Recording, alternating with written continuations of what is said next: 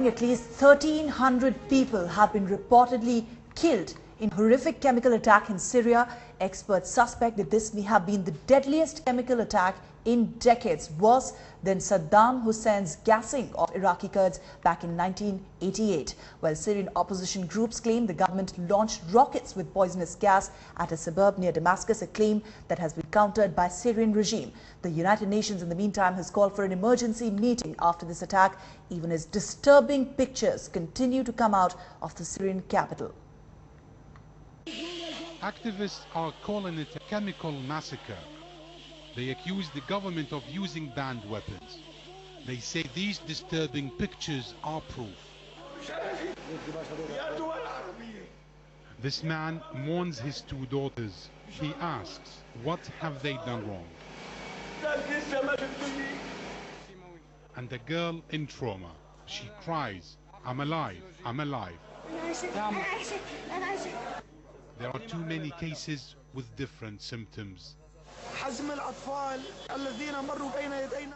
The number of victims from children and others is very high. I've carried in my own hands around 50 dead children. The worst thing about what happened is the indiscriminate nature of the attack and the ignorance of people who didn't know what to do when the attack took place.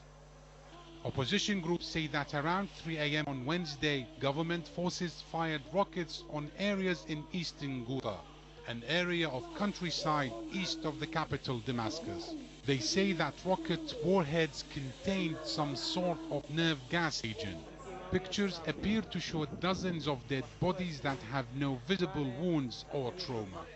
Other footage showed alleged survivors of the attack suffering from fits and apparent breathing problems. Al Jazeera cannot independently verify these videos. But the Syrian National Coalition didn't mince their words. It's not the first time for the regime to use chemical weapons. Today's crime represents a cornerstone in the system of the regime to continue the killing of the Syrian people. The killers feel safe. It's now a genocide. The United Nations will feel a bit concerned, and the United States will declare more red lines for nothing.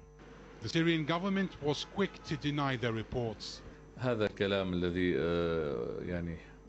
Everything that has been said is ridiculous, naive, unscientific, illogical, and subjective. We mean what we are saying. There's not any use of that weapon at all. The military operation that's taking place on the ground is a successful one, and our forces are making progress on all sides facing the armed groups.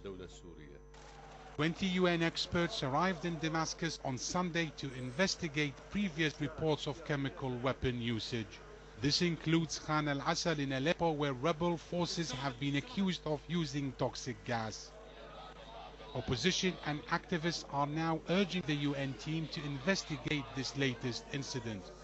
But in the last 2 years in Syria, there have been many claims and counterclaims on the subject of chemical weapons.